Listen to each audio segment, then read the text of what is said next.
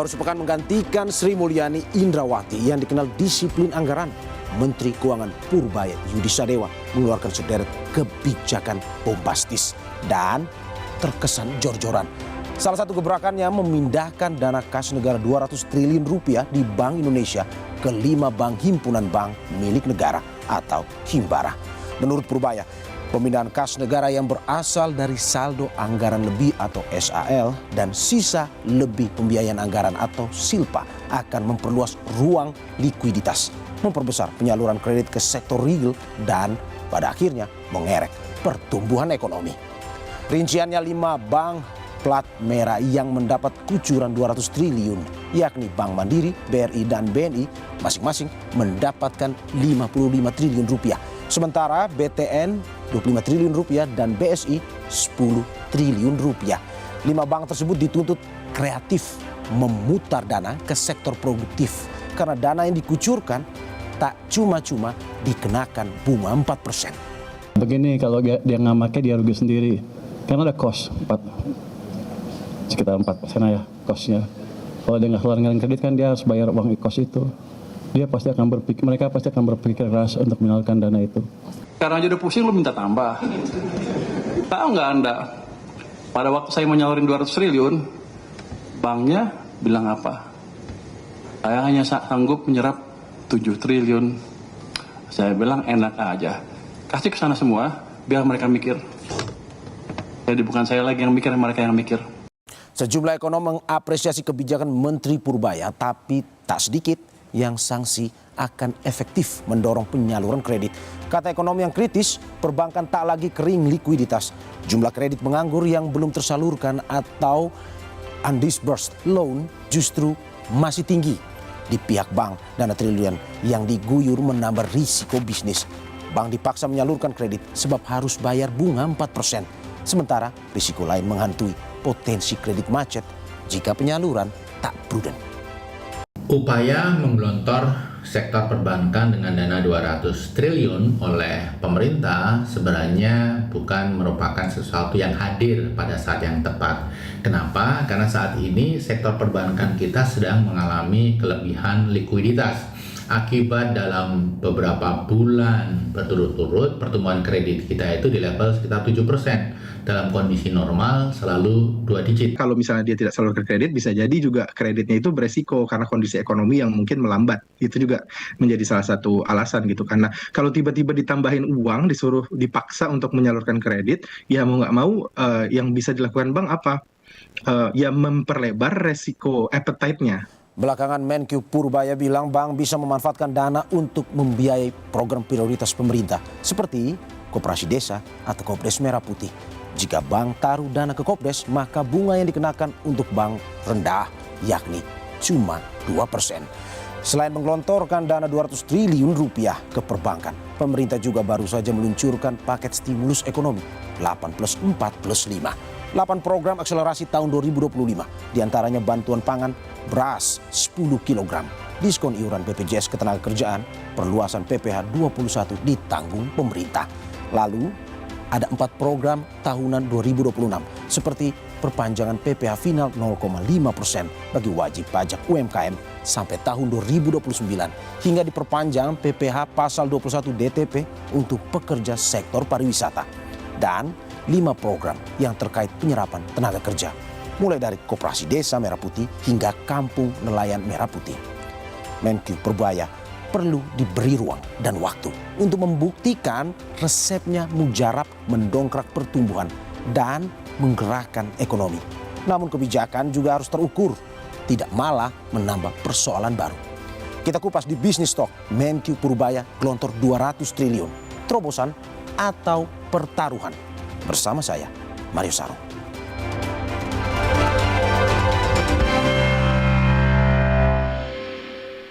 Dan untuk lebih jelas lagi terkait dengan kebijakan Menkyu Purbaya gelontor 200 triliun, terobosan atau pertaruhan, sudah ada bersama saya sejumlah narasumber.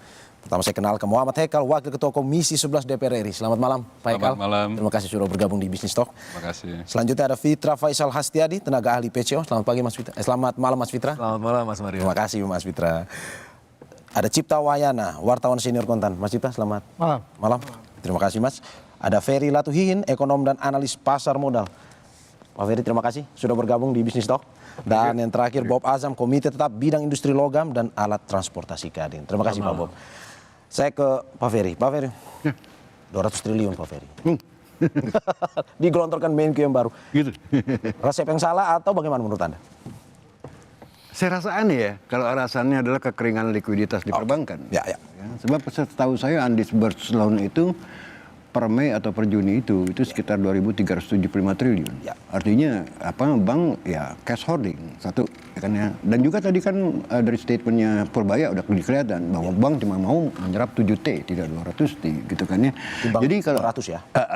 Jadi kalau dikatakan ini adalah suatu injection, suatu stimulus policy dari mana? Ya kan ya, bahkan saya merasakan ini ada kayak semacam dengan credit growth cuma 7%, ya kan kita lihat dari double digit jatuh ke 7%, it is something loh, ya, bukan nothing gitu kan ya. Dan yang kedua, saya khawatir ini yang terjadi dengan ekonomi kita adalah apa yang dinamakan dalam ilmu ekonomi itu credit crunch. Ya, artinya duit ada, cash ada, tapi tidak ada borrower. Oke, Pak Ferry, saya tegaskan aja. Menurut Anda ini lebih nekat dengan kebijakan ini? Lebih apa? Nekat. Bukan nekat ya, ini kebijakan yang sangat serampangan. Ya, sama sekali serampangan tanpa ada landasan framework teorinya dan tidak pernah ada data empirisnya, gitu loh. Satu. Ya. Yang kedua, dalam mengambil alih, ya kan, katakanlah dana pemerintah yang ada di BI untuk dimasukkan ke dalam sistem perbankan, itu pun tidak memperhatikan rambu-rambu legal. Undang-undangnya. Dan sekarang menurut saya seharusnya ini dikelola dengan baik, ya, apakah melanggar peraturan atau tidak oleh Dirjen Kebijakan Fiskal. Gitu. Sebab setahu saya cash on hand yang pemerintah miliki itu cuma 180T, Bos. Jadi kalau diambil 200T, itu ceritanya bagaimana? Bisa-bisa PNS gak gajian loh. Oke. Saya ke Mas Fitra. Mas Fitra, bagaimana Anda melihat bahwa kebijakan serampangan? Ya, memang begini. Jadi cara mekanisme berpikirnya adalah ini uang pemerintah yang ada di Bank Indonesia. Tadi memang betul ada sifatnya buffer. 425 triliun sebagai buffer ya, dalam konteks thresholdnya. Itu kalau di atas 200 triliun sebenarnya masih cukup aman. Nah, 200 triliun ini kan dipindahkan ya dari Bank Indonesia ke sistem perbankan nasional. Nah, tadi seperti yang disampaikan Prof. Ferry, saya biasa manggilnya Prof. Ferry, itu memang harus ada channeling through-nya. Jadi tidak bisa mandek di perbankan saja karena akan timbul permasalahan ketika dari sisi demand-nya atau permintaan kredit itu tidak meningkat.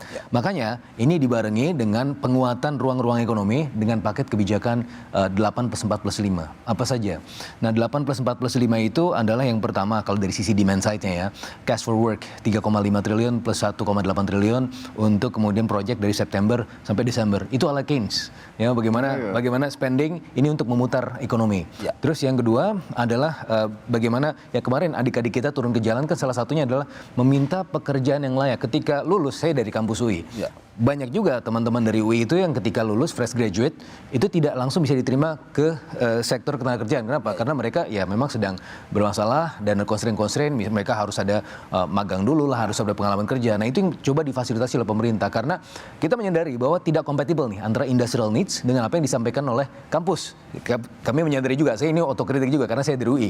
Tapi di sisi yang lain ya pemerintah melakukan penjembatanan itu, best practice apa yang terjadi di Jerman, mini sama midi jobs, itu dibayar selama 6 bulan ke depan 198 miliar rupiah di tahun anggaran ini, 198 miliar di depan. Nah, yang juga tidak kalah pentingnya Mas Mario, kalau kita lihat bagaimana presiden di kuartal kedua, di mana pertumbuhan sektor transportasi itu 8,5%, jasa akomodasi itu tumbuh 8,05%, kemudian jasa-jasa lain itu 11,31%, itu kenapa? Karena salah satunya kalau kita lihat stimulus yang berada di kuartal kedua 24,4 triliun, salah satunya fokus sektor transportasi memiliki backwards and forward linkage ke sektor ekonomi kreatif. Itu yang diteruskan, itu yang diteruskan ke kuartal ketiga ini ada penanggungan pajak ya ditanggung pemerintah diperluas di sektor ekonomi kreatif. Makanya ini juga menciptakan supply side recovery. Ini soal stimulus Mas. Tapi kalau soal SAL sendiri yang tadi kita obrolkan, apakah memang sebenarnya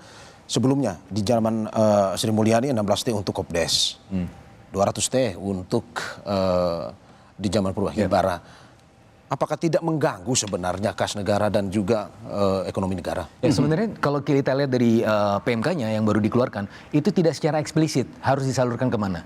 Nah, jadi begini, tuntutan para aliansi ekonom kemarin, ya, ketika mereka berkumpul dan menyatakan concern-nya, pemerintah terlalu dominan di sektor-sektor ekonomi. Nah, sehingga perlu digerakkan sektor swasta tanpa pemerintah terlalu banyak di situ menimbulkan crowding out effect. Sehingga ketika ini 200 triliun itu digelontorkan di sini, harapannya ini menjadi bejana berhubungan, ya, itu bisa channel through ke private sectors. Cuma permasalahannya sekali lagi tadi ya, kenapa saya bercerita mengenai stimulus package ini? Ya. Karena kalau ini tidak dibenerin, Mas, ini kayak got yang mampet. Jadi ini Nanti banyak tidak deras di tersalurkan, sini, ya? Oke. akhirnya banjir, Ya. akhirnya menjadi masalah, menjadi penyakit. Nah, makanya ini diperbaiki terlebih dahulu ekosistemnya supaya ini lancar mengalir dari hulunya ke hilirnya. Prof, 200T untuk menggerakkan ekonomi, menurut Anda sudah benar seperti yang di... Kalau saya melihatnya secara makro ya. Tadi ke lebih detail kalau menurut saya paparan Mas Fitra tadi itu lebih ke arah mikro ya. Nah, kalau kita lihat 200 triliun itu bos dengan ICOR 6,7 ya kan. 200 triliun is less than 1% loh. Sementara hitung-hitungan kalau kita lewat formula ICOR kita memerlukan untuk increase 1% dari 5 ke 6%, kita butuh 3.000 triliun ya kan. Nah, kalau kita bandingkan lagi dengan outstanding credit yang hampir 80.000, ya kan, 200 triliun itu cuma 0,25% loh, atau 2,5%, ya kan ya. Nah, kalau economic growth kita 4,02% kemarin, ditambah 2,5% daripada 1 plus 2,5%, dapatnya kita cuma angka 4,12%. Hitung-hitungan kasarnya loh, Ya. dari kacamata makro ya. Jadi, ini kalau menurut saya, ini cuma ingin memberikan satu gebrakan. Kalau menurut saya tahu karakternya beliau, ya ingin memberikan satu gebrakan, tapi sebetulnya ini kayak menampar angin. Ini kan sama aja kayak ngegarmin laut, 200 triliun, ya kan, dengan total GDP di atas 20.000 triliun. Come on man, what an insane gitu loh. Kalau menurut saya, oleh karena itu saya katakanlah, ya kan, lebih baik problem kita, Mas, orang sering tanya, ini ada di demand side. Lantasnya saya bilang, enggak, ini ada di supply side. Dua-duanya, bos. Betul. Problem kita itu demand as well as supply. Ya. Demand in the short run, ya memang perlu Keynesian recipe. Tapi in the long run kita lihat bagaimana manufacturing industri kita sliding down terus loh. Ya. Ya, dari 31%. This is a long term. And this is on the supply side. Gitu loh. Oleh karena itu 200 triliun ini mau apa sih? Dan lebih bahaya lagi, kalau uang 200 triliun ini mengucur ke KMP. Katanya kan 60.000 KMP akan dapat 3 miliar. Ini pertanggungjawabannya bagaimana loh? Saya sendiri dari awal mengenai MBG dan KMP selalu against ultra populist policies. Kenapa? It doesn't create jobs. Ya, oke. Ya. Pak Haikal. Oke. Mas Fitra udah mau... Iya, saya boleh Oke. tanggapin sedikit ya. Jadi itu menarik ya kalau kita bicara dari perspektif makroekonomi. Ini kita bicara hypothesis theoretical ya. Jadi M2 per GDP kita itu 42-44%. Vietnam 164%. Kenapa bisa berbeda seperti itu? Pertama, ruang pertumbuhan kita sebenarnya masih terbuka lebar, itu yang pertama. Yang kedua adalah kenapa ini mandek? Karena kapasitas produktifnya itu tidak jalan. Tadi yang disebut sebagai supply side recovery. Apa yang dilakukan oleh Vietnam? Dia bangun industrinya. Sehingga apa? Trade per GDP-nya 164%. Kita cuma berapa? 44%. Akhirnya kalau kita bandingkan ini, kita korelasikan, maka money multiplier ini bisa terkreasikan tanpa menimbulkan efek inflasi kalau kapasitas produktifnya dinaikkan. Makanya supply side-nya itu kita juga melihat di paket 8 ini ada PP 28 deregulasi ya supaya kemudian berbisnis itu bisa kemudian searah dengan pergerakan dari money multiplier sehingga bisa menimbulkan efek ekonomi yang lumayan begitu. Oke, berarti untuk jangka panjang sebenarnya aman juga kalau menurut Anda, Mas Fitra? Ya tentunya harus ada proses penjagaan juga ya karena biar bagaimanapun ini kalau terlalu banyak money, too much money itu bisa menimbulkan penyakit juga kalau misalnya ini tidak jalan. Makanya ada tim task force percepatan debottlenecking ya. Ini saya rasa ini juga pernah terjadi di zamannya Pak SBY debottlenecking. Bagaimana ini kementerian-kementerian itu harus selaras gitu ya sehingga ini jalan semua. Kalau mampet itu jadi stroke gitu kan ekonomian. Oke, Pak Haikal, bagaimana Anda melihat bahwa ini kebijakan yang terlalu populis sebenarnya kalau dibilang gebrakannya terlalu populis kalau terkait dengan kebijakan dari Menkeu yang baru ini? Ya, saya rasa sebetulnya beliau itu ingin memberi signal. Bahwa signal ini ada perubahan yang cukup fundamental. Kalau kita bicara sebelumnya itu kan saya lihat tim ekonomi kita ini terlalu fokus di stabilisasi. Jadi baik dari Kementerian Keuangan maupun dari Kementerian ataupun dari BI, ini fokusnya pokoknya kita punya kurs stabil, kita punya pertumbuhan juga stabil, kita punya inflasi stabil. And at the end, at what cost? At what cost pertumbuhan kita akhirnya mandek aja gitu kan. Nah beliau ini kan kalau kita lihat cenderung pro-growth gitu kan. Nah itu kan sangat terlihat dan kita ingat ya hari itu diumumkan, market langsung negatif. Ya. Market negatif, tapi the next day begitu beliau mengumumkan bahwa ingin menaruh 200 triliun, ini kan cuma signal aja, ini gimmick lah kalau menurut saya. Ini gimmick bahwa kita mau guyur pasar loh. Dan masyarakat responnya cukup positif. Dan itu tercermin juga bahkan pasar modal 4 hari berturut-turut positif. Bahkan udah hampir menyentuh 8.000 IHSG gitu kan. Jadi saya lihat market ini semangat karena loh ini sekarang ada perubahan gaya ekonomi kita nih. Gayanya ke depan ini kayaknya mau mengejar pro-growth nih. Nah artinya kan ruang untuk pertumbuhan atau semangat untuk mengejar pertumbuhan ada di situ gitu kan. Nah, saya rasa ini sebetulnya kayak tadi yang disampaikan Prof. Ferry itu kan benar, ini mungkin Garmin laut gitu kan. Kalau kita sama-sama tahu lah bahwa perbankan kita juga nggak kekurangan likuiditas kok. Ya. Tapi kayak tadi, ini malah ada yang bilang, Pak itu kan sebetulnya uang biaya mahal itu. Kalau kita bicara at 4%, iya tapi nggak juga, karena dia kan sebetulnya menggantikan cost untuk perbankan yang deposito. Deposito kan sekarang rata-rata mungkin 5%. Jadi ini masih sedikit merendahkan biaya deposito. Jangan dibandingin sama yang giro dan lain-lain gitu kan. Jadi overall dia memang bisa menggantikan. Kalau dari segi waktu memang butuh waktu. Nah, yang dilakukan Menteri Keuangan itu adalah memindahkan uangnya. Dia ini kan sebetulnya datang ke bank ini sebagai nasabah aja. Hari ini saya taruh duit di bank sentral, besok saya pindahin ke bank umum. Nah, tapi bank umum ini kan saya kayak milih aja produk. Saya maunya taruh di sini karena ini bisa menggerakkan sektor real. Nah, itu yang beliau yakini bahwa kalau saya menganalogikannya gini, saya kan anggota DPR. Di dapil saya masyarakat bilang, Pak perekonomian kok sulit sekali ya, nggak bergerak, mandek, daya beli nggak ada, perekonomian nggak bergerak gitu kan. Jadi lapangan yang kering. Tapi kalau perbankan ini saya anggap ini kan kayak bak mandi. Bak mandi ini sebenarnya penuh ini baknya nih. Nah ini ditambahin air. Saya bilang ya nggak apa-apa biar luber aja. Nanti kan lama-lama pasti ngisi ke sini juga gitu kan. Nah kira-kira seperti itu. Tapi yang kalau saya lihat pasar ini merespon bahwa memang gayanya Pak Menteri Keuangan baru ini mengindikasikan ke depan ini kita bicara pro-growth. Oke, Pak Pop, bagaimana melihat pengusaha? Apakah memang ini positif sebenarnya dengan kebijakan yang dilakukan oleh Menkyu baru? Sebenarnya dari dunia usaha kita masih mencermati ya. Kita melihat ada upaya pemerintah untuk mendorong likuiditas ke pasar. Dan ya tentunya kan kita juga tahu demand juga nggak naik. Ya, tapi kalau ada likuiditas masuk pasar, demand nggak naik, mestinya suku bunga turun. At least ya harapannya seperti itu. Tapi sebenarnya yang ditunggu oleh dunia usaha adalah insentif untuk sektor real. Ya, kita semua lihat ya permintaan itu turun. Dan hasil survei Apindo ya, saya juga di Apindo di bidang ketenagakerjaan, 67% perusahaan tuh nggak ada niat untuk ekspansi tahun ini. Masih menjaga-jaga berarti ya? Ya. Dan 50% perusahaan itu sudah melakukan pengurangan tenaga kerja. Betul. Dan tahun depan mereka melihat akan melakukan pengurangan lagi. Kalau tidak ada perubahan kebijakan di pemerintah. Nah, jadi sebenarnya kita masih menunggu langkah-langkah apa ya yang nanti setelah ada gebrakan 200 triliun ini. Tentunya yang kita tunggu adalah insentif di sektor real. Oke, Pak Bob, Anda mau bilang bahwa kebijakan ini tidak tepat dengan kondisi saat ini? Bagaimana? Kebijakan yang dikeluarkan ini tidak tepat dengan kondisi saat ini? Bukan tidak tepat.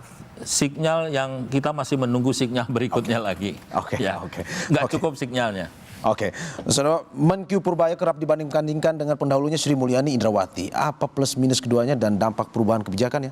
Bisnis Talk segera kembali.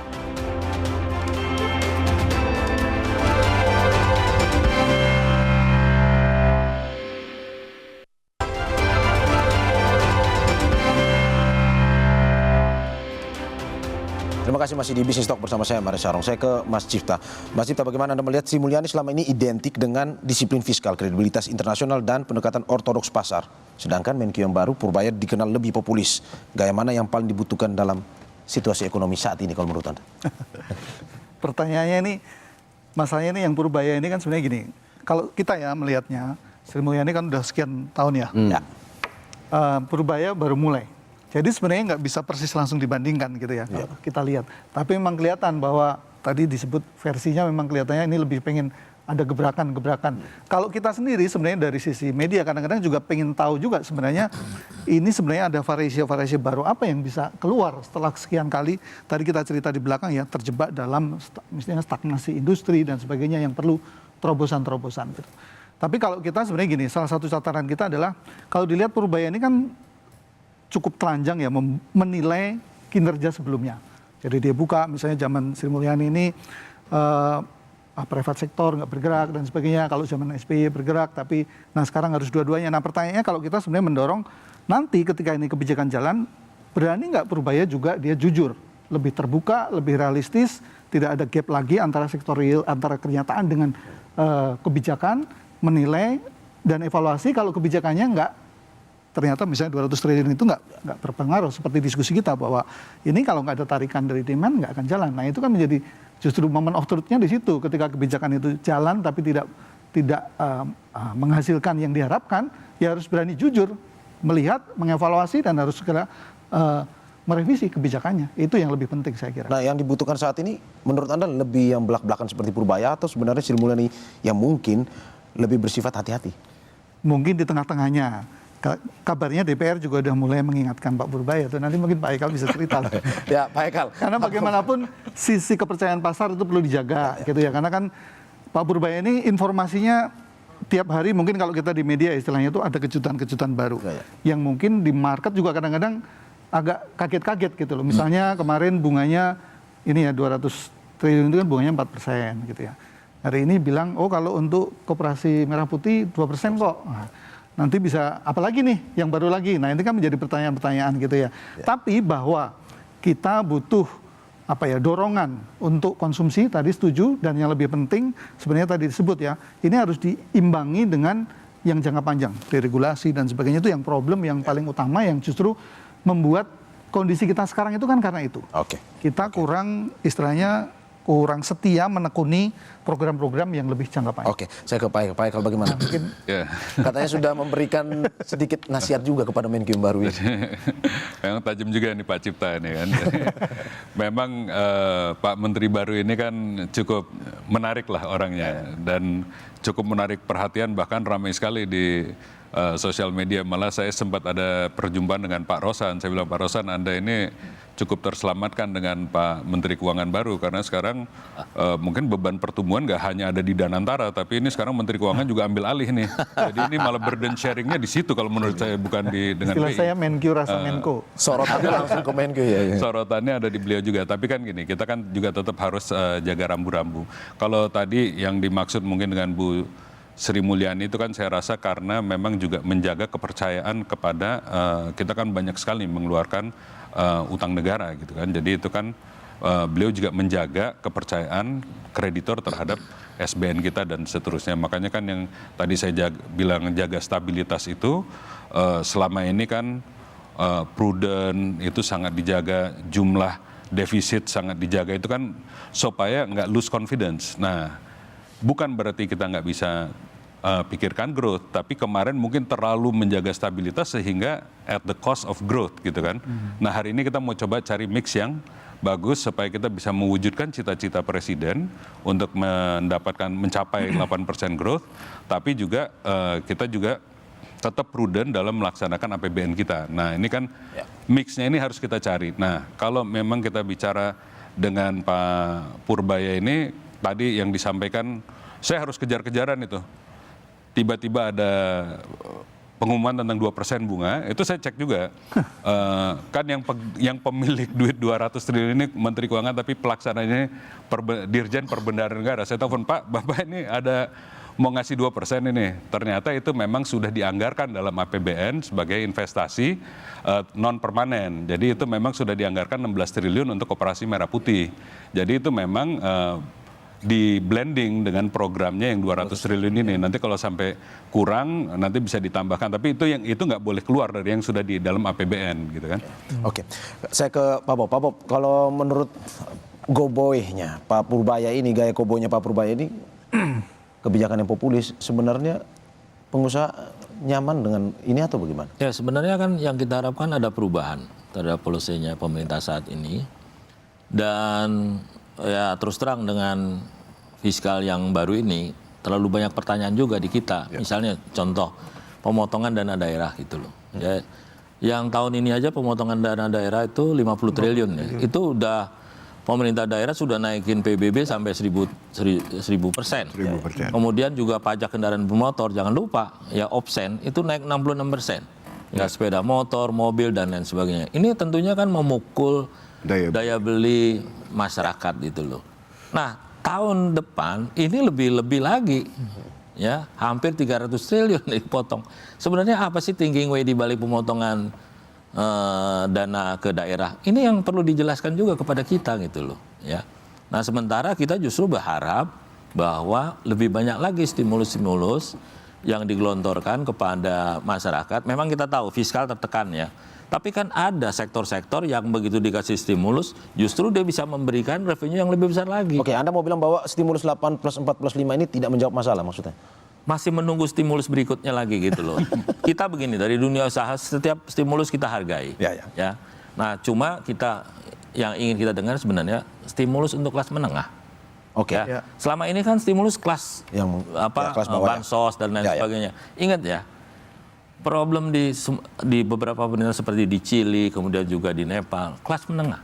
Ya, yang tahu-tahu ini terjadi di Indonesia gitu loh, ya.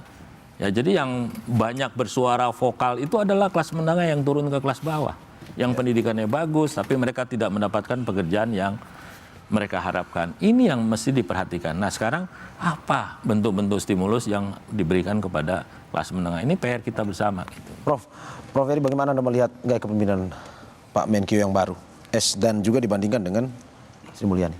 Saya khawatir ya, shortfall fiskal kita itu bisa mencapai 120 triliun akhir tahun ini. Shortfall ya. Penerimaan negara kemarin PPN ya kalau nggak salah semester pertama itu drop hampir 20% loh. Nah, yang selebihnya dengan gaya ugal-ugalan begini, saya khawatir budget defisit kita itu bisa jumping di atas 3% threshold. Itu yang kedua. Yang ketiga, bukan tidak mungkin saya melihat looming on the horizon itu bahwa rating kita ada kemungkinan di downgrade loh. Ya. Sekarang masih memang stable outlook. Ya, tapi you never know after nanti fiscal year tahun 2025 ini. Ya.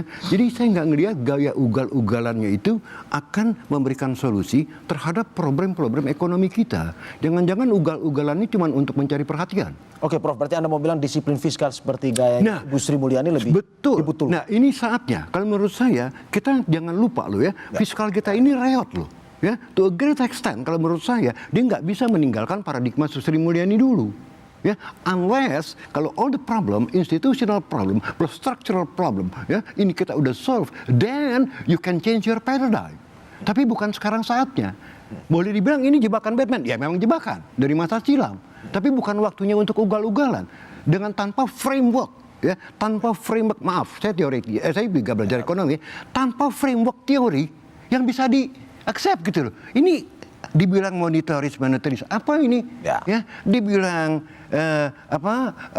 real business cycle atau Paul Romer gitu kan, endogenous growth. Saya bilang apa gitu loh. Ya, ini ugal-ugalan kayak begini. Jadi nggak ada theoretical foundation-nya gitu loh ya. Makanya saya bilang ini ugal-ugalan cuma sekedar koboi-koboyan mau nyari perhatian aja. Ya, oke. Pak Fitra, ugal-ugalan kata kuncinya nih katanya. Ya, saya jawab yang mana nih? Dua-duanya ya? Dua-duanya boleh. Nah, jadi yang pertama ya, memang betul ya, ada potensi shortfall. Makanya kalau kita lihat dari laporan semester 1 kemarin, itu seharusnya revenue kita tahun ini 3.005 triliun. Jadi 2.865 triliun ya. Dan at the cost of revenue shortfall, ada penyesuaian dari sisi belanja 3.527 triliun. Sehingga kemudian potensi defisitnya tahun ini 2,78%. Cuma ada untungnya ya. Jadi dari sisi itu memang ada peningkatan defisit sekitar 40 triliun rupiah, tetapi sudah di cover oleh SAL 85 triliun rupiah, sehingga ini bisa sekaligus menutup defisit dan mengurangi bond issuance ya dalam konteks itu. Jadi bond issuance kita tidak lebih besar dibandingkan dengan sebelumnya. Makanya yield rate dari bond yield kita itu masih dipatok antara 6,8 sampai 6,9% at the very most di tahun ini. Sehingga dari sisi disiplin fiskal mudah-mudahan masih tetap terjaga. Tapi memang pada akhirnya kalau kita ngelihat ini nanti uangnya dibelanjakan di mana? Tadi kita juga bicara TKD ya. Gini, perlu kami jelaskan juga. Jadi TKD itu untuk tahun depan kenapa kemudian dilakukan oleh pemerintah? Tujuannya adalah untuk menciptakan efek skala ekonomis. Dulu kalau ingat ya program Inpres dan seterusnya itu yang diteliti oleh Esther Duflo dan Abjad Banerjee, mereka pemenang Nobel di bidang ekonomi yang experimental economics menguji bagaimana efek Inpres itu terhadap perkembangan lokal. Nah, ini yang kemudian ingin dilakukan lagi. Kalau misalnya secara sempurna bisa dilakukan, maka efek skala ekonomis membantu daerah bagaimana pemerintah pusat dalam hal ini berkolaborasi dengan pemerintah daerah untuk melakukan pembangunan-pembangunan. Karena kami melihat juga ada beberapa daerah-daerah yang justru memarkir dananya itu di sistem moneter sehingga nggak jalan juga. Nah, ini yang kemudian dibantu ya. Perbaikan jalan, oke, pemerintah pusat yang turun dan seterusnya. Karena kalau kita lihat misalnya tadi juga ada konsiderasi mengenai ini kelas menengah. Betul, kelas menengah jatuh 9,5 juta orang dalam 5 tahun terakhir. Ini programnya mana aja? Pertama, kalau kita lihat dari perluasan pajak ditanggung, ya itu di sektor ekonomi kreatif, ya itu keluar angkanya sekitar kalau tidak salah itu 120 miliar di tahun ini dan 480 miliar di tahun depan. Kemudian gig economy, lagi-lagi ini merupakan kelas menengah, itu 2,7 triliun rupiah. Apalagi kemudian ada cash for work yang tadi saya sampaikan untuk pembangunan sektor-sektor infrastruktur maju di Kementerian Perhubungan itu 1,8 triliun, di Kementerian Perhubungan itu 1,8, kemudian Kementerian Infrastruktur PU itu digelontorkan 3,5 triliun. Berarti Anda mau bilang bahwa stimulus ini juga menyasar masyarakat kelas menengah itu ya? Betul. Nah, yang dia tidak kalah pentingnya, bagaimana dia juga melakukan dari 8 ini ada deregulasi kemudahan berbisnis ya PP 28. Jadi both supply side dan demand side-nya kalau kata John Baptiste say, supply creates its own demand. Nah, maka supply side Anda ini juga bisa menjadi terkait dengan ugal-ugalan ini lebih memilih ketimbang lebih baik disiplin katanya. Nah, makanya ada tim. Nah, tim ini yang dipimpin oleh Menko Perekonomian. Ada di situ sebagai wakilnya adalah Pak Menteri Keuangan juga, ada Pak Rosan tadi yang sempat disebut. Ya, ini menjalankan ya prioritas-prioritas ini supaya tepat sasaran, tepat guna. Karena kalau kita balikan lagi dengan Impres 1 2025, intinya di mana sih? Intinya adalah money follow function, Undang-Undang 17 tahun 2003. Apa yang ditemukan pada saat awal tahun ini? Masa Anda anggaran untuk ATK 44 triliun rupiah. Coba kalau kita lihat 44 triliun rupiah itu habisnya untuk apa? Untuk kuartal 2, 24,4 triliun untuk stimulus, 16,23 triliun untuk yang kuartal ketiga kali ini. Jadi dalam konteks itu mudah-mudahan efek multipliernya itu dapat tanpa kemudian membebani fiskal kita di tahun ini. Gitu. Oke, Pak Ferry, ada multiplier efek katanya. I don't think so ya. Saya nggak ngelihat the problem is so simple that you solve with 200 triliun gitu loh ya. Apalagi kalau saya dengar juga bang 200 triliun tadi, saya nggak perlu detailnya ya. Katanya ini untuk program-program yang terkait dengan masalah program-program janji Prabowo ya kan, makan bergizi gratis misalnya atau komerasi merah putih gitu loh ya. Nah kalau memang benar 180 triliun aja ke sana, ya saya bingung gitu loh. Sementara cash on hand kalau kita lihat ya dari cash balance pemerintah di BI itu cuma 180 T loh, ya kan. Selebihnya itu kan terkait dengan kelembagaan, ya kan, dengan BLU segala macam. Jadi yang bisa diambil 180 T, and now kalau UT kita 200 T, ya kan. Ini jangan-jangan nanti besok PNS nggak gajian loh. Maaf ya, itu saya lihat ya kan. Ini it doesn't make sense at all gitu loh. Saya nggak lihat sama sekali dari kacamata makro ya, bahwa programnya mikro tadi kita bisa elaborasi ya, tapi dari keseluruhan kacamata makro kembali lagi pertama yang saya perhitungkan ada satu, bos. Jangan lupa, DSR kita tuh 23,9% loh. Debt service ratio kita, ya kan. Walaupun debt to GDP kita rasio cuma 40%, tapi ini pembayaran bunga dan cicilan dari APBN gitu, itu sangat dahsyat loh, ya. Jangan-jangan nanti kita nggak bisa ngutang lagi loh, ya, apalagi kalau sampai di downgrade. Yang kedua, ya kan, udah DSR tinggi ditambah high ICOR. Ya kan, ini sangat luar biasa loh. Dan kalau kita bandingkan lagi dengan 200 triliun yang menjadi alat untuk ugal-ugalan, saya nggak ngeliat it doesn't work. Ya, Oke. ya, it won't work lah, gitu loh ya. Jadi saya nganggap ini apa-apaan sih lebih baik begini aja kalau menurut saya. Kalau saya jadi dia, saya tidak bikin satu kayak semacam kehebohan, ya kan? Saya pelajarin dulu nih, apa yang menjadi kendala warisan daripada Sri Mulyani, gitu loh, ya. Kalau orang yang benar akan mempelajari dulu loh, tidak dengan tiba-tiba, wah saya jago, saya tahu semuanya, pasar modal 15 tahun saya. Come on man. Oke, Prof. Pertanyaan selanjutnya, apakah dengan stimulus ini dapat menggerakkan ekonomi I di don't Indonesia? think so. Enggak, saya tetap marah kalau Oke, kalau baik. forecast. Prof, dijelaskan nanti, tahan dulu. Oke. Usai jeda berikut.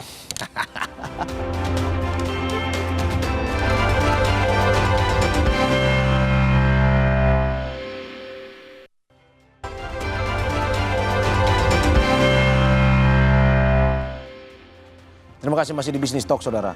Prof, saya tadi memotong. Stimulus ekonomi yang baru saja dikeluarkan oleh pemerintah, menurut Anda bisa menggerakkan ekonomi? Enggak. Pertama, qua amount itu too small. Ya, less than 1% of our GDP. Yang pertama. Yang kedua, alokasi daripada stimulus itu questionable. Ya. Apakah memang bisa menciptakan multiplier effect? Saya khawatir justru meningkatkan NPL. Ya kan? Nah, yang ketiga, selanjutnya, tadi Pak Bob juga ada bilang, sesuai dengan juga ramalan saya, dari bisnis side ke depan itu malah bakal mengurangin labor loh. Ya. Nah, jadi in my opinion 200T yang dibikin heboh ini dengan narasi wah gampang 3 bulan lagi lihat ekonomi kita akan berhasil. Sementara kita lihat on the other side fiskal kita begitu rewat, ya kan ya. Nah, saya nggak ngelihat akan ada hasilnya gitu loh. Ya, dan yang kedua kembali lagi masalah kalau kita ngomong dari kacamata makro, memindahkan uang ya uang pemerintah dari BI ke Bank Himbara basically itu hampir tidak mengubah money supply loh. Basically ya, seperti yang digembar-gemborkan, ya kan? Lihat nih, dulu tahun 2007 tahun berapa, karena money supply turun, kita angkat market ekonomi, it doesn't work. Itu nggak benar, it is not true. Gitu loh ya. Sebetulnya ini mindahin dari kantong kiri ke kantong kanan, ya. Money supply apa yang berubah, gitu loh. Jadi saya segini loh, menurut saya ini orang paham nggak sih ekonomi gitu loh. Ya, oke. Sorry to say that. Oke, saya ke Pak Bob. Bagaimana dari pengusaha sendiri melihat stimulus yang diberikan ini? Apakah mungkin saja tadi kata Mas Pitra menyasar juga kelas menengah. Tapi kalau dari pengusaha sendiri melihat memang stimulus ini juga menyasar kelas menengah. Sebenarnya kan salah satu yang dijelaskan oleh Pak Menkyu baru, salah satu keberhasilan beliau waktu mendampingi Pak Jokowi menghadapi COVID kan. Ya. Ekonomi terjadi pembalikan arah ya, dan kemudian turun lagi. Tapi sebenarnya dari dunia usaha kita bilang terlambat.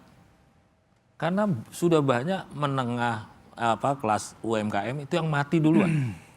Ya, sehingga kan ada write off. Saya nggak tahu nih write off ini karena memang udah mati atau memang di write off untuk dibantu.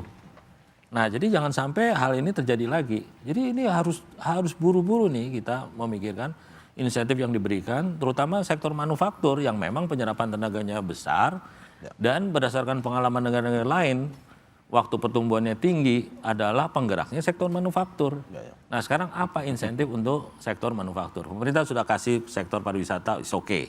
Ya, karena tenaga kerjanya cukup besar. Nah, kita tunggu bagaimana masuk ke sektor manufaktur. Kemudian yang kedua, sektor manufaktur kita juga harus dilindungi dengan import barang-barang murah yang masuk, yang memang dinikmati juga secara makroekonomi kan inflasinya rendah, rupiah stabil, tapi kita nggak punya masa depan, manufakturnya hancur semua. Nah, polisi-polisi ini juga yang kita tunggu, bagaimana memprotek industri-industri kita dari serbuan barang-barang import yang murah dan itu seperti kita ganja gitu loh ya kan. Oke, jadi menurut Anda harusnya di awal ini manufaktur dulu yang dibantu ya. Harus manufaktur dan kata kuncinya simple bos. Our problem is structural problem. Gitu loh. Yang jadi nggak bisa dengan gaya tambal sulam, cuap-cuap, gua jago gitu loh. Oke, Pak Fitra, bagaimana? Ya, jadi memang itu betul ya. Pertama saya mengomentari dari Prof. Ferry dulu. Jadi kalau misal dipindahkan saja, itu memang tidak ada money creation, tidak ada multiplier. Pertumbuhan. Iya. Kuncinya apa? Kunci adalah di loan. Ketika di channel through, maka terciptalah proses penciptaan uang itu. Makanya kemudian kalau dalam beberapa analisanya M2 per GDP-nya growth-nya bisa antara 8 sampai 12% ya. Kalau misalnya itu bisa betul-betul terencana. Cuma kan ketika loan itu kata kunci di mana? ke ya tempatnya Pak Bob ini. Tapi kan loan itu kalau misalkan sesuai tepat waktu tadi maksudnya kan. Kalau telat Nah betul gini. Jadi akan menyusahkan juga sebenarnya, tetap tidak ada pergerakan juga. Jadi kan loan itu bisa di channel through kalau misalnya ininya tidak mandek begitu kan. Berarti tadi saya sepakat sekali, memang industri manufaktur sebagai catatannya adalah di kuartal kedua sektor manufaktur itu tumbuh 5,68% as opposed to kuartal 1 yang cuma tumbuh 4,55%. Hasilnya apa? Hasilnya pertumbuhan ekonomi kita di kuartal 2 5,12%. Nah, jadi itu penting sekali bagaimana kita bisa membalikkan tren industri yang lagi turun, kontribusi terhadap GDP. Nah, kalau menurut saya sih 5,12% kenapa harus burden sharing? Kenapa harus pemerintah nurunin suku bunga? Kenapa harus panik ngejar-ngejar pajak? Kalau memang sampai 5,12% ya. I don't think so. Saya bisa jawab, Prof. Itu karena front loading activities itu kayak black swan. Itu terjadi satu waktu aja, mungkin di kuartal 3 tidak terjadi lagi nih. Jadi kenapa kemarin ada aktivitas peningkatan industrial, misalnya permesinan naik 18,75%, industri kimia herbal itu naik 9%. Kenapa bisa naik secara signifikan kalau kita lihat dari sisi produk-produknya? Itu produk-produk yang dikirim langsung ke Amerika Serikat sebelum tarifnya dinaikkan.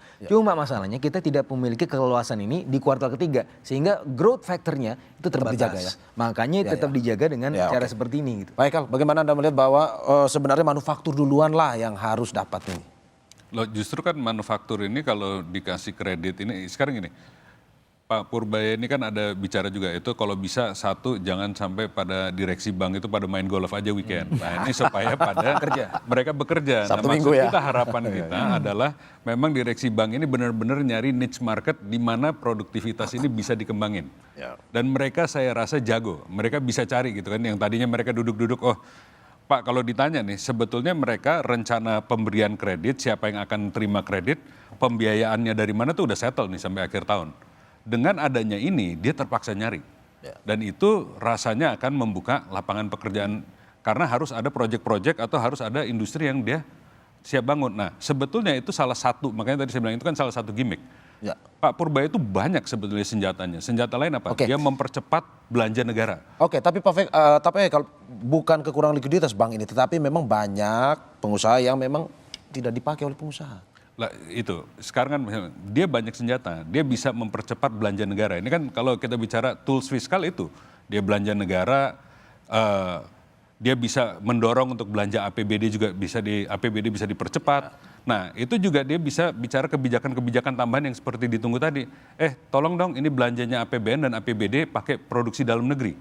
Nah itu yang selama ini, nah kan kita khawatir juga, coba kalian belanja tapi ternyata yang dibelanja barang impor. Dulu aja dari zaman Pak Jokowi sudah diungkap loh ternyata belanja kita banyak sekali dari luar negeri. Nah memang dalam kondisi seperti ini kan yang namanya ekonomi ini kalau sesuai undang-undang dasar aja ini usaha bersama. Nah usaha bersama itu berarti semua kementerian harus ikut berpartisipasi. Jadi nggak bisa cuman Pak Purbaya aja tapi memang dia ini sudah membuat kerangka stimulusnya ini untuk berjalan. Nah kementerian lain ini juga harus bergerak. Pak Kemenko ini kan bikin stimulus paket sekarang ini juga nanti harus dilanjutkan dengan misalnya dari Kementerian Perindustrian, Kementerian Perdagangan, kebijakannya ini semua harus sinkron. Kementerian UMKM, Pariwisata dan seterusnya supaya duit ini benar-benar efektif. Dia cari jalur ke industri-industri yang nanti sektornya benar-benar tergunakan. Nah dari situ baru bisa ada lapangan pekerjaan yang meningkatkan daya beli. Kita bicara long termnya ke situ gitu kan. Mas Cipta, kalau menurut Anda bahwa stimulus ini memang sudah tepat sasaran atau bagaimana? Karena harusnya manufaktur dulu tadi usulnya. Saya kira saya setuju dengan istilahnya bahwa ini mungkin gimmick atau gebrakan aja. Ini bisa dorong bagaimana? Sebenarnya saya lebih tertarik dengan undisbursed loan yang 2.300 triliun. Itulah sebenarnya kuncinya kalau itu bisa benar-benar jalan, itu gede dorongnya. Tapi problemnya kan sekarang pada berhenti. Nah, ini kan sebenarnya bauran dana ini juga karena gini. Ini akan kita melihat ya, ini mungkin bisa mendorong kalau memang itu terus kemudian mendorong ke bunga kreditnya ya. Karena gini, kita lihat untuk misalnya BNI sama BTN itu porsinya bisa sampai 6% dari DPK. Dan ada risetnya dari Dana Reksa Research Institute ya, BRI Dana Reksa, bahwa itu bisa menurunkan sampai 0,16. Nah itu kalau memang benar kan sebenarnya bisa mendorong ke situ. Tapi sekali lagi ini tidak bisa jalan sendiri. Tadi Pak dari Kadin sudah menyampaikan sisi demand-nya, lalu kepastian usaha itu menjadi lebih penting di situ gitu loh. Jadi 200 setuju Prof itu nothing ya. Yang lebih gede justru sebenarnya ada duit itu 2.300 triliun yang sudah komitmen tapi tidak bisa jalan. Itu jauh lebih gede sebenarnya kalau itu bisa diberesin dan kemudian bisa digunakan, nah itu menjadi. Oke, pertanyaan umumnya 200 triliun ini apakah memang bisa pada akhirnya mencapai pertumbuhan 6%? Saat lagi di Bisnis Talk.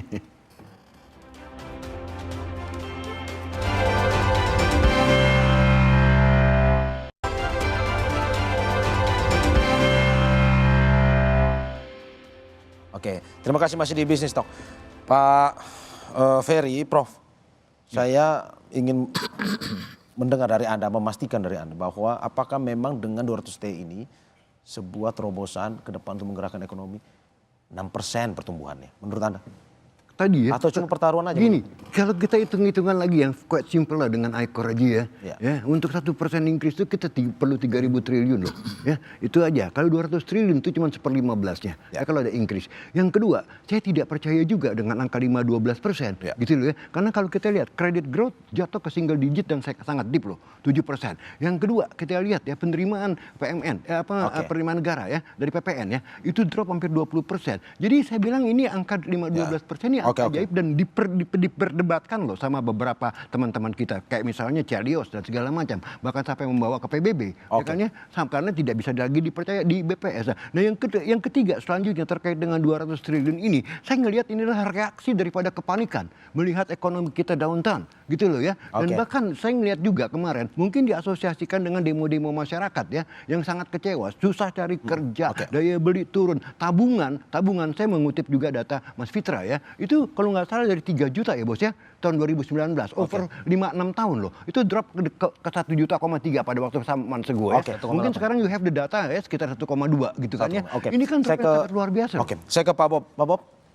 nekat atau terukur sebenarnya? Ya kita ngelihat bahwa ini kan berusaha memberikan amunisi baru kepada ekonomi kita ya. Ibarat lokomotif ini bahan bakarnya lagi disiram. Tapi sebelum menyiram bahan bakar ke lokomotif, pastikan dulu lokomotifnya sudah di track yang benar gitu loh. Ya. Nah yang track yang benar saya rasa Pak Menteri baru sudah menyampaikan dan kita menyambut positif bahwa Pak Menteri akan meletakkan sektor swasta itu menjadi pendorong utama. Pemerintah mensupport. Tracknya harus benar dulu ya. Mas Cipta, Anda lihat 6% pertumbuhan ekonomi. Over confidence satu menurut Anda? Ya kalau sekarang tahun ini ya pasti enggak. Tahu sendiri. Dan berarti kalau tahun ini over confidence ya? Iya, dan mesti dicek dulu apakah memang Pak Yudi bilangnya untuk tahun ini gitu, mesti dicek dulu. Sepertinya enggak karena proyeksi pemerintah juga tidak ke situ. Tapi begini ya, kalau kita belajar misalnya dari, mungkin nggak persis, tapi Abenomics itu juga terjadi ketika dia menggerakkan ekonomi, itu ada satu anak panah yang sangat krusial, itu kalau di sana disebutnya deregulasi. Itu yang tadi disebut-sebut, itu kunci sukses kalau memang mencapai 6% atau 7%. Jadi kalau itu tidak terjadi, maka 200 triliun yang tadi dianggap sangat kecil itu dampaknya akan sementara dan akan cepat istilahnya menguap. Tidak akan cepat menguap, tidak akan bertahan lama. Dan kita akan punya pekerjaan baru lagi nanti. Kalau ya zamannya Pak Darmin tuh deregulasi. Saya ke Pak Ekal, evaluasinya optimiskah dengan kebijakan ini 6%? Saya sangat optimis bahwa beliau memberi semangat dan ini adalah signal baru yang saya lihat disambut positif oleh market. Dan 200 triliun ini jangan kita anggap sebagai the only solution, tapi ini the first step dari many steps to come. Jadi banyak langkah yang akan diambil lagi ke depan yang rasanya sudah memberi semangat bahwa arah ke depan adalah kita akan mengejar pertumbuhan untuk mengejar target-targetnya Pak Presiden. Saya ke Mas Fitra, terobosan atau pertarungan ini sebenarnya? Ya, sebenarnya kalau bilang terobosan ini sudah ada ya. Pie-nya masih sama. Nah, kalau mengutip dari kajian teman-teman BNI, ini gap antara aktual sama potensial, growth aktual sama potensial itu semakin mengecil. Artinya apa? Ruang pertumbuhan ekonominya itu semakin menuju ke arah beyond 5%. Itu yang pertama. Yang kedua adalah caranya adalah bukan tidak hanya fokus ke konsumsi, karena konsumsi itu steady state, sudah jenuh. Makanya perlu diperluas tadi ke sektor industri. Sebagai pelajarannya kemarin PMTB naik 7%, kemudian sektor manufaktur naik 5,68%. Nah kita ke arahnya sana, roadmapnya ke sana. Bagaimana menciptakan beyond 5% growth. Oke. Terima kasih Bapak atas apa yang disampaikan. Semoga bisa memberikan masukan juga terkait dengan kebijakan ke depan. Ya ujung-ujungnya untuk menggerakkan pertumbuhan ekonomi kita. Terima kasih sudah menyaksikan Bisnis Talk. Saya Maria Sarong, pamit undur diri, sampai jumpa.